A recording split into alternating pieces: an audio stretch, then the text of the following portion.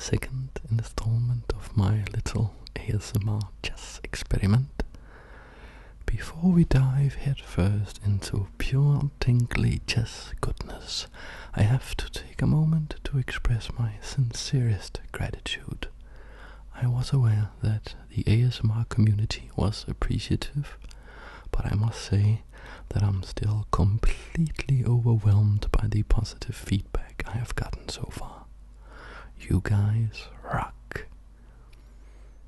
Today we will explore perhaps the most crucial strategical element of chess, namely that of controlling the center squares of the board. In order to do this, I will give a brief explanation to what a strategy is and how it is different from what a tactic is. These concepts are not unique to chess, but are instead abstract ideas applicable to virtually all walks of life. For this video, however, we shall concentrate on their application at the chessboard. So, in essence, a tactic is something you can do in one move, while a strategy is the cohesiveness of all your moves. In the game we will look at today, I have a strategy of controlling the center, and I try to make all the tactics I use fit under that overall goal. If you would allow me to be a bit poetic, I'd say that tactics are grains of sand, and strategy is the color of the desert. In this game, I played a dear friend of mine who happens to be a proficient StarCraft 2 player. On numerous occasions, he has told me about the similarities between chess and StarCraft, which are not apparent to my untrained eye, but it so happens that the strategical ideas are general enough to be applicable in both games. So a good strategy appears to have general elements, and the good general should be able to utilize this. In this particular game, I played my knight out on the first move. If you've seen my first video, you will remember that I started out by playing the queen's pawn 2 squares forward. Now that is the move that I really want to play. But I know my opponent well, and I know that he knows me well, and he has studied my games, and every time I've beat him, he's gone home to the drawing board, and he's been thinking, how can I catch him next time? So in this game, I played something different from what I would normally do in order to avoid his home preparation. So he played his knight out as well, and now I play my queen's pawn. That was the move I wanted to play, but I delayed it for one move. In this situation, I'm threatening to move the pawn 1 square forward and attack his knight.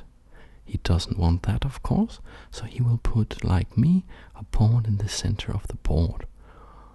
In this phase of the game, we are competing to see who can most effectively put their troops into battle, and the battle is about the center of the board. Now I push my pawn to c4 like this. Well, you can see I also played this move in the last game. There are many similarities, and like in the last game, my opponent played this move to prepare for the fianchetto of his king's bishop. But this is a mistake, and I pounced on that. So why is it a mistake? Well, it neglects his strategy. His strategy at this point should be to fight for control of the center, but he doesn't. He neglects it for one move, and that's all I need. So first, I capture his pawn. Well, that's no problem, he says. I can just recapture with the queen, he says, and he does so. But now I put my knight to c3, attacking attacking his queen. No problem, he says, and he moves his queen back like this. So why is this such a big deal? Well, if you notice, I have more pieces in the center of the board than my opponent, by quite a large margin actually. How did this come about? This was the result of a tactic I used. I took his pawn, which baited his queen to come forward, and then I put my knight where I wanted it to be anyways, but now it attacked his queen, so his queen had to move. He has now used 2 moves for his queen to be in the exact same position as it started in, while I have used 1 move to get my knight to the center of the board. And it's my move again. In chess terminology, we call this winning a tempo, because we are getting where we want faster because we are pushing our opponent around. A little tip for everybody out there. You should consider very closely if you want to put your queen into the game early. She's a very valuable piece, and if she is attacked, she almost always have to move. You can very easily get in a situation like this where you lose time, and that is something you do not want. So, what was my strategy again? Well, it was to take control of the center. You are probably getting a bit tired of me saying that all the time, but getting tired is part of the strategy of ASMR, isn't it? Well, if I want to take control of the center, I should play this move. So now I have a very impressive center control. My opponent follow his plan of putting his bishop on this diagonal, which is called the fianchetto of the bishop. A fianchetto means a flank attack, and you can see how effectively this bishop is sniping at my center. Will he be able to break it down? Well, I shall fight my best in order to not allow him to do that. So you can see that he is attacking this pawn 3 times, from this bishop, from this knight, and this queen. Now it is only defended twice, so I put my bishop here in order to defend it a 3rd time. So now everything feels good again. Well, does it? If you can remember, in the last video we discussed the tactic of the pin. Now he uses that again like so. Just a brief explanation if this is your first time. The configuration between the knight, the queen, and my opponent's bishop is such that if my knight moves, he can capture my queen. In chess terminology, we say that the bishop pins the knight to the queen. Well, I don't like that. Why would he do that? Well, if you think about it, if the knight can't move, then it can't protect the pawn, and if it can't protect the pawn, I have to subtract 1 defender. So now he is again attacking with 3, but I'm only defending with 2.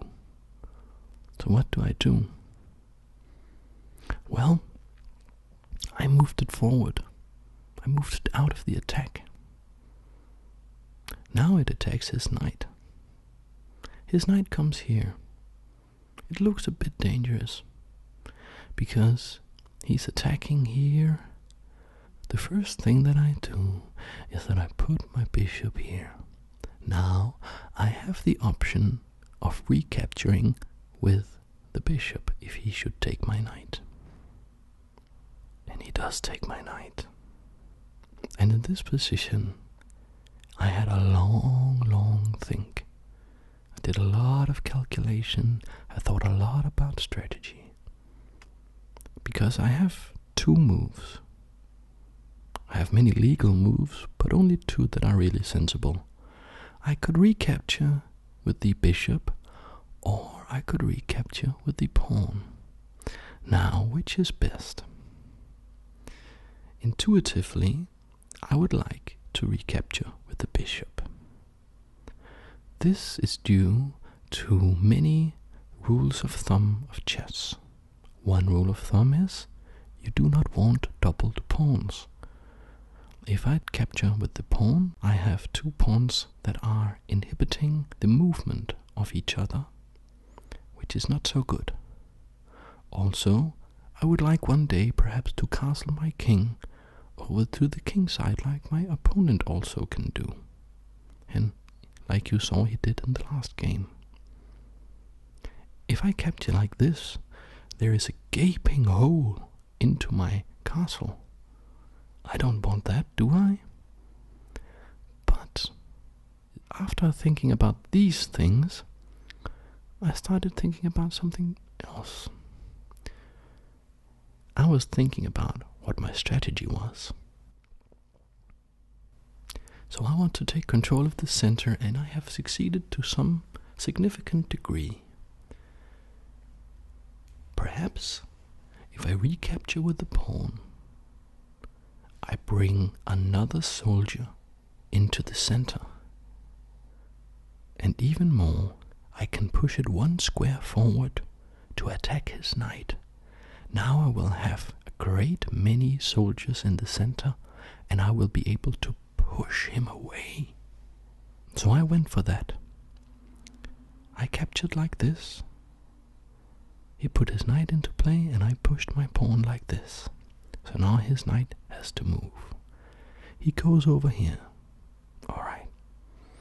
So should we take a moment to discuss this position right here? Because I believe that this illustrates the point. Why is it good to control the center? Well, the center of the chessboard are like the central train station in a large capital city somewhere. If you are traveling from one place in the city to another place in the city, well, it is likely that you will go through the central station. At least it is the most likely station that you will go through. It is the same way in chess. If you want to move a piece from some square or another to some other square, well, statistically, it is most likely that you will have to go through the center. If you control the central station or the center of the board, it is you who get to decide which pieces can go where. So you will allow your pieces to go where you want them to, and you will prevent your opponent's pieces from going where he wants them to go. And that is actually all there is to it. Alright, shall we see if I can utilize all this abstract talk? I think I can. So, I have this tremendous space advantage in center control. And I use it to push this pawn, asking his knight where it wants to go. Well, there are two places it can go where it is protected. It can go back to its original rank, which is a bit depressing, isn't it? So he goes over here instead.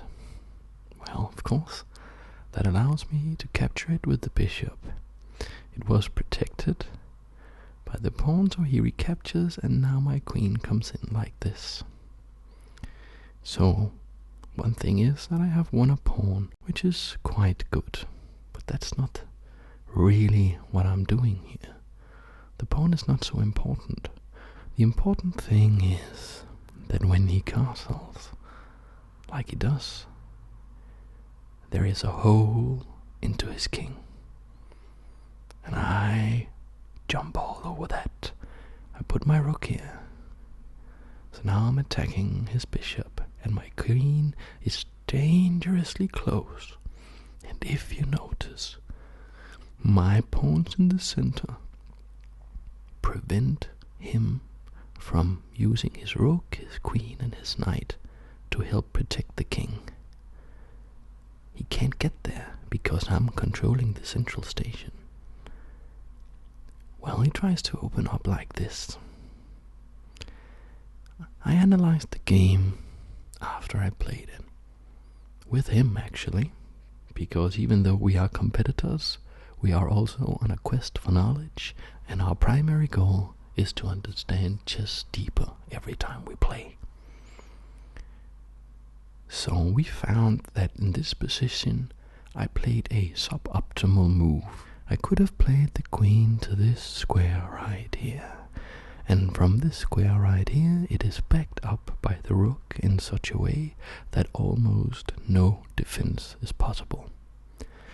What I played was this. Now this is still winning. My position is so strong that even though I didn't play the absolute best move, my suboptimal move was still good enough to keep my winning advantage.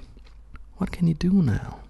Well, he can move the knight, but that's actually not the best move. He moves his queen over here because he wants to get rid of my queen because she is too dangerous.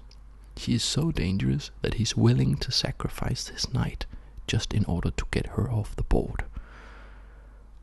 I play one last move, one teeny last move, and he said, well, I resign. I just put my queen here. That was all. So why did he resign? And why doesn't he just capture my queen?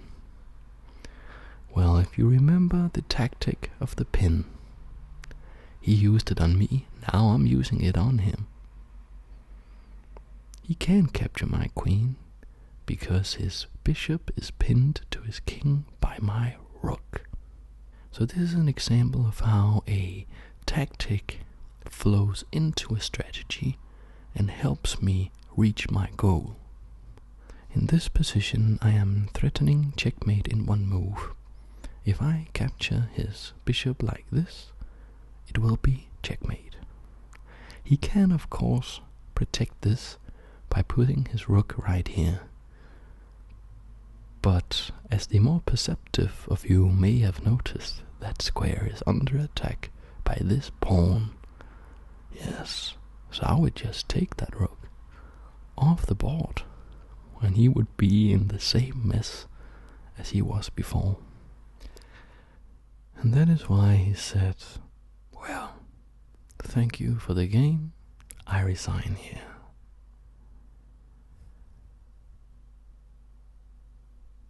So that was my game. Again, I am very grateful for the positive feedback I have gotten so far. You are very welcome to leave suggestions or questions in the comments. I will get around to all of them. So until the next time, I wish all the best for all of you.